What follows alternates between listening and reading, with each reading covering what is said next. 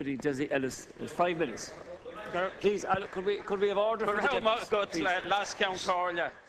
Last night, Minister O'Dowd called the household charge a very narrow part of the government's programme. But this is incorrect. It represents a very important part of what this government is about. It is about sneakily attempting to make ordinary people pay more than their fair share for the bailout process Fianna Fáil started and Fine Gael Labour are happy to continue with. This charge, which ministers on 100,000 a year are so eager to claim as paltry or nominal, is not about helping to fund local services or any other services for that matter. It is about fulfilling the deal struck with the ECB and the IMF. The final part of this section of that agreement is to implement a full property tax. The rumour is that this will be taken from PAA workers' wages in much the same way the government threatened people to pay the household charge or face Alan Shatter's dreaded attachment orders, which are aimed at targeting old age pensioners and other social welfare payments, something that Labour and other parties have said they were totally opposed to doing, taking money from wages and from welfare payments. The household charge is a ham-fisted gimmick which fails miserably to take into account the differences between those who have a barely manageable mortgage for the two-bedroom apartments in Santry, Finglas or Ballymun and those who own outright their Killiney mansions. Sinn Féin opposed this charge and made our arguments against it clear from the outset. It is a flat-rate, unfair charge which will see no benefit to the people who pay it, nor will any public services they or any other residents of this state rely on. The Taoiseach joked and made light of what he called less than €2 a week. But as is par for the course, this was a serious distortion of the facts and also a great example of the Taoiseach's completely removed position from the ordinary Irish people.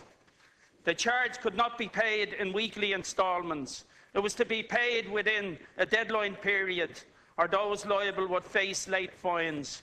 Many opposed it on principle and not out of an inability to pay, but for some the ability to spare €100 to take it in one lump and pay it to the government as if they were not just struggling to keep above water, as if their fair share has not already been paid. This was too much for their bank balance and their stomachs.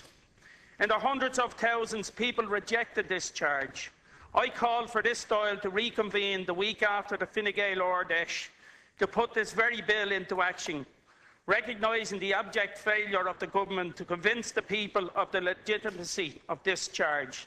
My call fell on deaf ears, as did the calls of thousands of people who surrounded the Fine Gael Ordesh. The leading government party even closed their blinds, unable to bear the sight of a people no longer willing to just put up with things. The government are intent on making the ordinary person pay repeatedly for services they are increasingly not receiving in order that the state can meet its nonsensical commitments to Europe. Through taxation and a plethora of charges based around the failure of government to plan a proper taxation system and provide services efficiently where needed. No, made the one.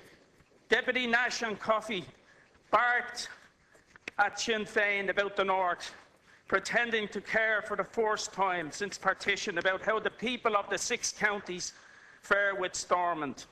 Unfortunately, Stormont does not have fiscal powers, and this government does little to help change any of that, but I am glad to say that the rates paid by the residents of the 6 counties are frozen for an average of £700 or €866 a year.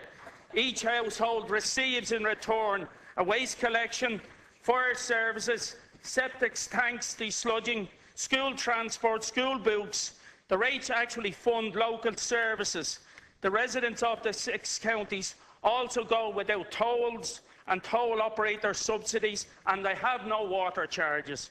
I hope this allies the fears of your government colleagues on the plight of the people of our northern part of our country, and that this relief is also used to better focus on providing real progress solutions to our financial problems. Not one that begins and ends with the people who can afford the least paying the most. But what Bill Shut and Mullu. Come on, get the Yocta and I'll call Deputy Pierce Doherty, Deputy.